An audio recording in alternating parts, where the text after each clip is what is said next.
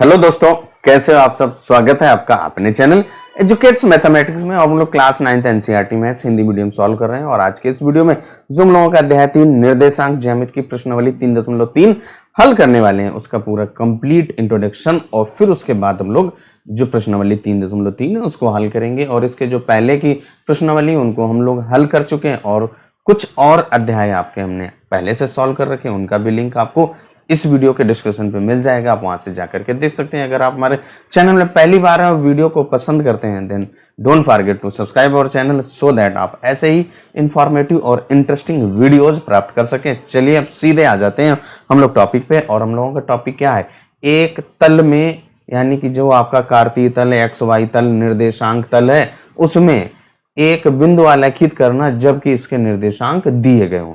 अभी तक हम लोग क्या करते थे, ग्राफ में आपका बिंदु लिखा होता था, उसको बताना होता था कि इसके निर्देशांक क्या हैं। अब हम क्या करेंगे, जो निर्देशांक दिए गए उसको हमें क्या करना पड़ेगा, ग्राफ पे या कार्तीय तल या एक्स वाई तल या निर्देशांक तल पे निर्देशित करना है। तो देखिए हमें क्या करना है, सबसे पहले हम लोग क्या करें, जैसे आपके जो कोई बिंदु दिए गए हैं उनको लिखते हैं। मान लो आपके पास कोई एक बिंदु ए है, उसके निर्देशांक 2,3 है। तो जो आपके 2,3 है इसमें आपका x है और ये y होता है। और जो x होता है उसी को आप भुज कहते हैं, तो यहाँ पे इसको आप भुज, और इसके बाद जो y होता है उसको हम लोग क्या कहते हैं, कोटि कहते हैं। तो यानी कि जो बिंदु हमेशा होते हैं वो x और y के रूप में लिखे होते हैं, यानी कि सबसे पहले x लिखा जाता है और फिर y लिखा जाता है। जो x y तल में निर्देशांक लिखते हैं उनको लिखने का यही क्रम होता है। अब इसके बाद जैसे मान लो आपके पास 2,3 है, इसको हमें क्या करना है, आलेखित करना है ग्राफ पे या कार्तीय तल या निर्देशांक तल पे। तो उसके लिए हम लोग एक निर्देशांक तल बनाते हैं और फिर इसके बाद यहाँ पर बिंदुओं को निर्देशित करते हैं, यानी कि उनको आलेखित करते हैं। अब हमने क्या किया, एक यहाँ पे ग्राफ बना लिया। अब इसके बाद यहाँ पे जो आपके जहाँ पे दोनों रेखाएं, एक क्षैतिज रेखा एक ऊर्ध्वाधर रेखा जहाँ पे कट करती हैं, वही तो हम लोगों का मूल बिंदु होता है। और उसके निर्देशांक आपके क्या होते हैं, 0,0, वो यहाँ पे लिखे भी हैं। इसको अगर नाम दे दो, ओ नेम दे दीजिए। अब इसके बाद यहाँ पे जो हमारा ये क्षैतिज रेखा है वो हमारी एक्स अक्ष होती है, तो ये आपकी क्या है, एक्स अक्ष हो गई। और इसके बाद ये आपका वाई अक्ष है और इसके बाद इसको आप एक्स नेम दे दीजिए, ये आपका वाई होता है। और जो आपका इधर साइड में लेफ्ट साइड में एक्स अक्ष होता है, इसके बाद ये आपका वाई अक्ष।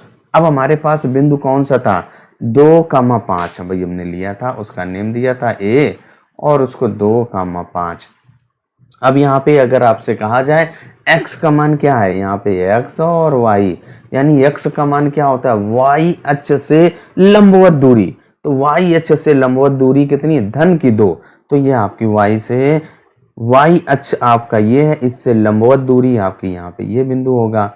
अब इसके बाद दूसरा क्या है, 5, यानी x अक्ष से लंबवत दूरी, x अक्ष से लंबवत दूरी ये आपकी 5 यहाँ पे। देखिए अब ये दोनों जहाँ पे मिलेंगे जाकर के लंबवत दूरी, यहाँ पे दो बिंदुओं के बीच की दूरी लंबवत दूरी ज्ञात करते हैं। यहाँ पे दोनों जहाँ पे मिल रहे हैं x अक्ष से और y से, जहाँ पे दोनों रेखाएं काट रही हैं वही उसका निर्देशांक 2,5 हो गया और इसका नेम दे दीजिए a। अब एक और बिंदु हम लोग लेते हैं, पहले आपने 2,5 निर्देशित कर दिया। अब इसके बाद हम लोग एक कोई और बिंदु लेते हैं। मान लो आपके पास 3,2 है। अब अगर इसको निर्देशित करना है, एक ऋणात्मक वाला भी ले लेते हैं, मान लो -3 और -3 ले लो, ठीक है। इसके बाद और एक और उदाहरण कई सारे ले लेता हूं और उनको यहाँ पे देखते हैं। यहाँ पे 3, -4 है और इसके बाद आपका -3, -4। अब इन 1, 2, 3, 4 बिंदुओं को हम लोग क्या करेंगे, इसी ग्राफ पे निर्देशित करते हैं, आलेखित करते हैं। तो देखिए सबसे पहले आपने क्या लिया है, 3,2। यहाँ पे x का मान क्या है, 3, y का मान 2, यानी x क्या होता है, y अक्ष से लंबवत दूरी।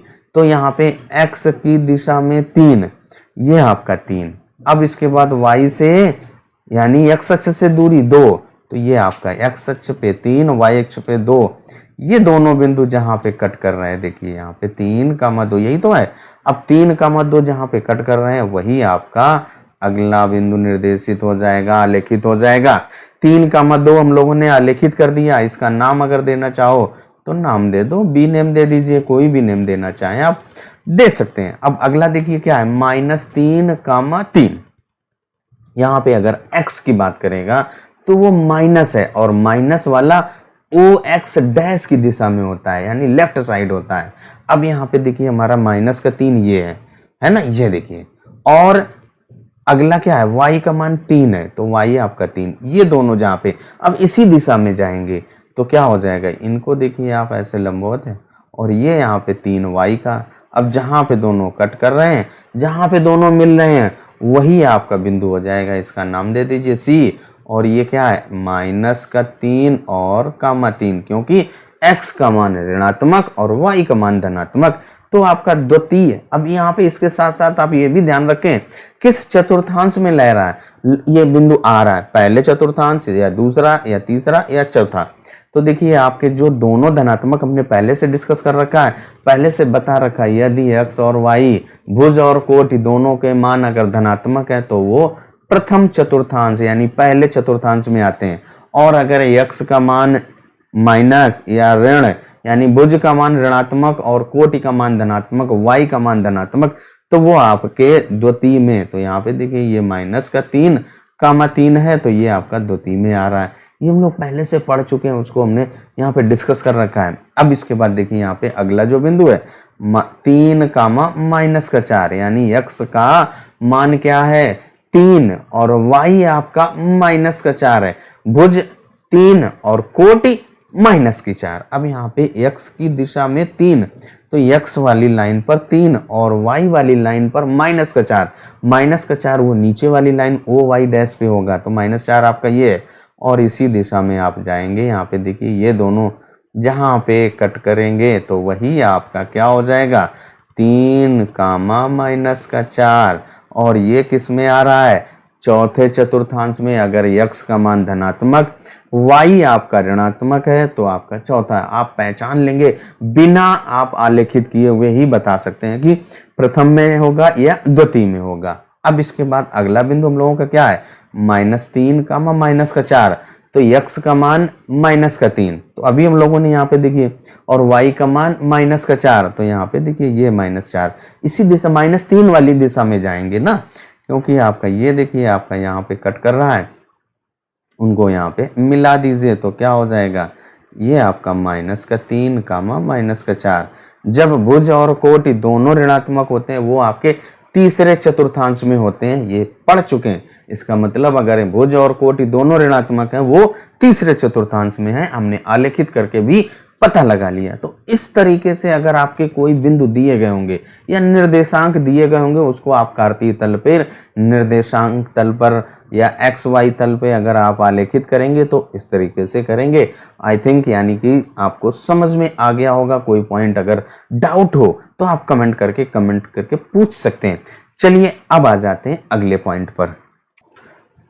निर्देशांकों को कैसे आलेखित करते हैं उसको समझने के बाद हम लोग सीधे आ गए प्रश्नावली 3.3 पर। और जो पहला प्रश्न आपका क्या कह रहा है, किस चतुर्थांश में या किस अक्ष पर बिंदु -2, -4, 3, -1, -1, 0 और इसके बाद आपका 1, 1 और फिर -3, -5 ये किस चतुर्थांश या किस अक्ष पर निर्देशित हैं, यानी कि स्थित हैं। कार्तीय तल पर इनका स्थान निर्धारण करके अपने उत्तर सत्यापित कीजिए, यानी कि आपको कार्तीय तल या XY तल या निर्देशांक तल आपको बनाना पड़ेगा और इन बिंदुओं को आलेखित करना पड़ेगा। जैसे अभी हम उदाहरण में सीख रहे थे, फिर हम पता लगाएंगे वो प्रथम में है, द्वितीय में, तृतीय या चतुर्थ या अक्ष पर। जब आपने पढ़ रखा है पहले से ही, देखिए आपको इसको यहाँ पे एक और अक्ष वाला पॉइंट आपको और क्लियर कर देता हूं।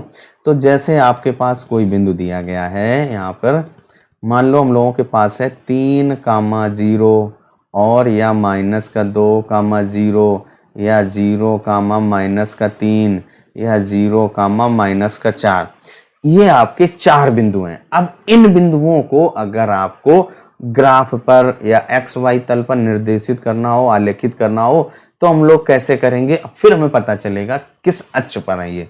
तो यहाँ पे देखिए इसके लिए सबसे पहले जो आपका क्या है x पहला बिंदु क्या है 3,0, यहाँ पे x का मान 3, y का मान 0, x अक्ष पे आपको 3 यानी कि y x का मान 3 है तो y अक्ष से जो लंबवत दूरी 3 और y का मान है यानी x अक्ष से लंबवत दूरी 0 तो वो उसी अक्ष पर रहेगा। तो इस तरीके से ये आपका 3,0 यानी कि अगर x का मान दिया गया है और y 0 है तो वो x अक्ष पर स्थित होगा, और अगर y का मान आपका दिया गया और x 0 तो y अक्ष पर स्थित होगा। ये हम लोग पहले से पढ़ चुके हैं। अब यहाँ पे देखिए जो दूसरा बिंदु है -2,0 यानी x का मान -2 यानी भुज आपकी -2 है तो यहाँ पर देखिए ये आपका -2, y आपका 0 है तो इसलिए -2,0 ये हम लोगों का बिंदु यहाँ पर आलेखित हो गया। अगला देखिए क्या है 0, -3, x का मान 0, y का मान -3 तो ये आपका -3 y वाली लाइन पर y अक्ष पे आएंगे तो वो आपका -3 यहाँ पर है। तो 0, -3 क्योंकि आपका जो y अक्ष से तो लंबवत दूरी है ही नहीं, x अक्ष से लंबवत दूरी है। x अक्ष से आप यहाँ पे ये आपका x अक्ष है उससे लंबवत दूरी -3 है तो इसलिए आप -3 यहाँ पर लिख दिया। अब अगला बिंदु क्या है 0, -4 तो x का मान यहाँ पे इसको धन का 4 कर दीजिए तो जिससे पता चले कि ऊपर वाले बिंदु पर भी यानी x का मान 0, y का मान 4 तो यहाँ पर देखिए आपका ये यही तो है धनात्मक 4 तो यहाँ पे क्या हो जाएगा 0, 4 यानी x का मान 0 और y का मान 4 यानी कि x अक्ष से दूरी 4 इकाई है। और इस तरीके से हम लोग जब कोई बिंदु अक्ष पर स्थित होगा तो वहां पे या तो x 0 होगा या y 0 होगा। अगर x अक्ष का मान 0 हो गया तो वो y अक्ष पे स्थित होगा, और अगर आपका x अक्ष मान दिया गया है y अक्ष का मान 0 यानी y का मान 0 हो जाए तो वो आपका x अक्ष पर स्थित होगा। अब आ जाते हैं हम लोग सीधे प्रश्नावली 3.3 का पहला प्रश्न। क्या कह रहा है इन बिंदुओं को निर्देशित करना है। अब हम लोग क्या करेंगे जो आपका उत्तर है सत्यापित करने के लिए आपको क्या करना पड़ेगा, उसको ग्राफ पर आलेखित करना है। यही तो कह रहा है कार्तीय तल पर इनका स्थान भी निर्धारण करके तभी आपको अपना उत्तर सत्यापित करना है। देखिए आपका जो पहला क्या है -2,4 ये आपका 2/3 में होगा, लेकिन हमें उसको सत्यापित करना है। तो चलिए ग्राफ बनाते हैं और बिंदुओं को नोट करते हैं और फिर उनको आलेखित करते हैं। जो हम लोगों के बिंदु दिए गए हैं अब उन बिंदुओं को हम लोग यहाँ पे क्या करेंगे जो निर्देशांक हैं उनको हम लोग इस ग्राफ या इस कार्तीय तल पर निर्देशित करेंगे, आलेखित करेंगे। तो पहला आपका जो बिंदु क्या है ये क्या है -2, -4 है। अब हमें क्या करना है इसको इस तल पर आपको निर्देशित करना है, तब जाकर के हम पता कर पाएंगे कि किस चतुर्थांश में है। तो यहाँ पे देखिए आपका x का मान -2 यानी x की दिशा में -2 ये आपका है, और y आपका 4 तो यहाँ पे ये देखिए आपका -2 और कामा माइनस यहाँ पे 4 तो ये आपका देखिए बिंदु यहाँ पे इसका नेम दे दीजिए ABC कुछ भी नेम दे दीजिए। तो यहाँ पे -2 और कामा 4 तो ये आपका देखिए पहला चतुर्थांश है ये हम लोगों का, दूसरा और ये आपका तीसरा है और ये आपका चौथा है। तो ये आपका -2 और कामा 4 किस में है द्वितीय चतुर्थांश। अब इसके बाद अगला क्या है 3, -1 x का मान 3 और y का मान -1 तो x की दिशा में धन के 3 ये आपका है OX वाली लाइन पे आएगा। अब इसके बाद आपका जो y का मान -1 है तो यहाँ पे ये -1। अब ये देखिए हम लोगों का किस में आ गया भाई माइनस, ये चौथे में आ गया किसमें 3, -1 चौथे चतुर्थांश में ही तो है। अब अगला क्या है -1, 0 यानी x का मान -1 और y का मान 0 है तो ये आपका -1 और y आपका 0 यानी कि ये आपका क्या हो गया -1, 0 और ये हम लोगों का x अक्ष पर स्थित है। तो इसलिए ये सारे बिंदु यहाँ पर लिख देंगे क्या कि जो पहला बिंदु था वो किस चतुर्थांश में था द्वितीय चतुर्थांश में था। इसके बाद जो 3, -1 है वो किस में है चौथे चतुर्थांश यहाँ पे चौथे में है। और इसके बाद जो आपका -1, 0 है वो किस पे है x अक्ष पर है तो यहाँ पे लिख दीजिए x अक्ष पर स्थित है। अब इसके बाद आ जाते हैं अगले दो बिंदु आपके क्या हैं उनको यहाँ पर हम लोग पहले आलेखित करेंगे। तो उसके लिए दूसरा ग्राफ बनाते हैं और यहाँ पे उन बिंदुओं को लिख भी लिया। अगला बिंदु आपका 1, 2 है और फिर माइनस का 3 कामा माइनस का 5 है। तो आपका 1 कामा 2 इसको पहले आलेखित करिए यहाँ पर। तो 1 कामा 2 यहाँ पे ग्राफ पे x का मान 1 और y का मान 2, तो यहाँ पे x और ये 2, यहाँ पे जहाँ दोनों कट कर रहे हैं, जहाँ पे दोनों मिल रहे हैं वही आपका 1 कामा 2 हो गया। अब ये हम लोगों का पहला चतुर्थांश है, ये आपका दूसरा है, और ये हम लोगों का तीसरा, और ये चौथा। तो 1 कामा 2 किस चतुर्थांश में है?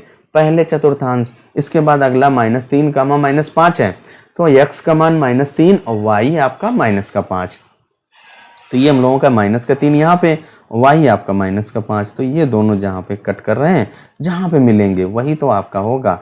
यहाँ पे लंबवत दूरी ज्ञात कर लीजिए, ये आपका, और ये देखिए आपका। तो ये आपका जो बिंदु होगा -3 कामा -5, और ये हम लोगों का किस अक्ष पे है? तीसरे अक्ष पर है, तीसरे चतुर्थांश, अक्ष पे नहीं है, चतुर्थांश। तो इस तरीके से हम लोग यहाँ पर लिख देंगे कि जो हम लोगों का पहला ये था 1 कामा 2, ये आपका पहले चतुर्थांश में है, पहले चतुर्थांश।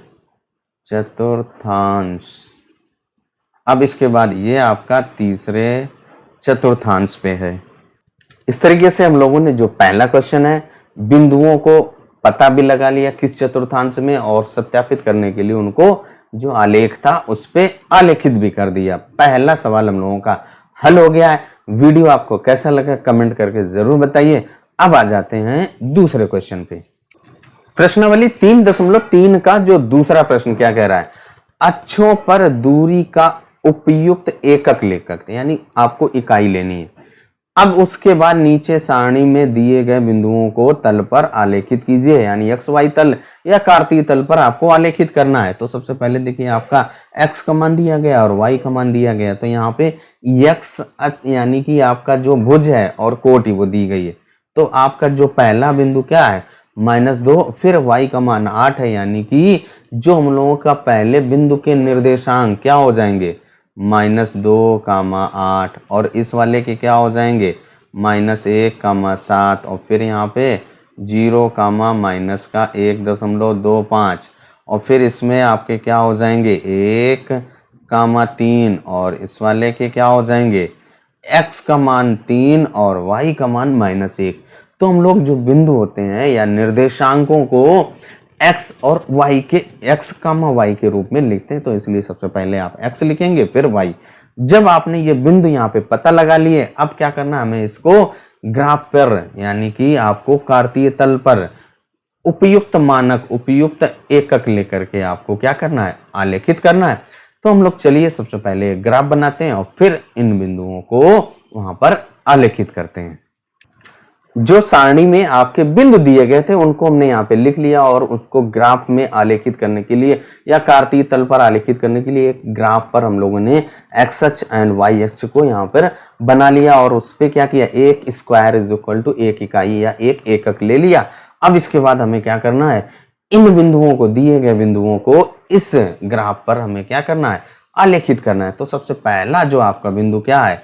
-2 कामा 8, यानी x का मान क्या है आपका? -2, y का मान 8। तो x की दिशा में, x वाले लाइन पर -2, तो देखिए आपका -2 आपका ये है, यही तो है। और इसके बाद आपका 8 y अक्ष में धनात्मक वाले में, ये आपका 8। तो यानी कि ये वाला जहाँ पे कट करेगा तो ये बिंदु आपका क्या होगा? देखिए 2 वाला जो रेखा है जो, और इसके बाद जो 8 वाली है, वो दोनों जहाँ पे कट कर रहे हैं, जहाँ पे मिल रहे हैं, वही बिंदु आपका क्या हो जाएगा? ये आपका क्या है? 2, वो भी -2 कामा 8। और इस तरीके से पहला बिंदु आपने आलेखित कर दिया। दूसरा बिंदु क्या कह रहा है? बिल्कुल वैसे ही है, -1 कामा 8, यानी 1 कम हो गया, x का मान -1। तो आपका ये देखिए -1 है ना। एक आपने वर्ग इकाई को 1 इकाई लिया है, 1 स्क्वायर को यानी 1 वर्ग को हमने 1 इकाई लिया है। तो ये -1 और फिर 7 है, तो y की दिशा में 7, ये आपका जो बिंदु हो जाएगा, ये आपका क्या है भाई? -1 और कामा 7। और इस तरीके से दूसरा बिंदु भी हम लोगों ने आलेखित कर दिया। अगला देखिए क्या कह रहा है? 0 कामा -1.125, यानी x का मान 0, y आपका माइनस है, ऋणात्मक है, तो नीचे आना पड़ेगा। तो और एक और फिर उसके बाद 0.25 है। 0.25 का मतलब 1/4 यानी आधे का भी आधा। तो देखिए आपका एक तो पूरा रहा, फिर उसके बाद आधा लीजिए और फिर उस यहाँ पे देखिए मध्य इसका बिल्कुल जो -1 और -2 है उसका बिल्कुल मध्य बिंदु लीजिए। मध्य बिंदु के बाद जो बचते हैं 2 बिंदु उनका भी आधा लेना है। तो यहाँ पे देखिए क्या हो जाएगा, लगभग 1/4 भाग ये आपका एक, और फिर उसके बाद -1 और 2 के बीच में जो भाग है उसका 1/4 लेना है। वही आपका बिंदु यहाँ पर क्या हो जाएगा, 0, -1.25। अब अगला देखिए क्या है, 1, 3 यानी x का मान 1 और y का मान 3। तो x आपका धनात्मक है दोनों, यानी प्रथम चतुर्थांश में होंगे तो x का मान 1 यही तो है, और y का मान 3, जहां पे दोनों मिल रहे हैं वही आपका बिंदु हो जाएगा। तो ये देखिए आपके दोनों बिंदु मिल रहे हैं, तो 1, 3 ये हम लोगों का क्या हुआ, अगला बिंदु जो प्रथम चतुर्थांश में स्थित है हम लोगों ने यहाँ पे निर्देशित कर दिया, आलेखित कर दिया। अगला क्या कह रहा है, x का मान 3 और y का मान -1। तो x की दिशा में आपको धनात्मक 3, तो ये धन का 3 आपका ये है, और y आपका ऋण का 1। तो यहाँ पे ये देखिए आपका यहाँ पर आ जाएगा, और यहाँ पे लिख देंगे 3, -1।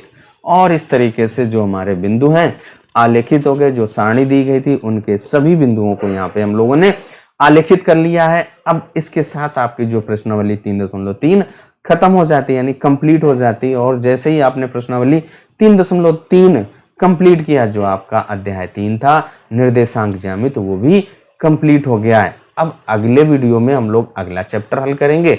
चलिए तब तक अपना ख्याल रखें, स्वस्थ रहें, मस्त रहें। मिलते हैं अगले वीडियो में अगली प्रश्नावली के साथ।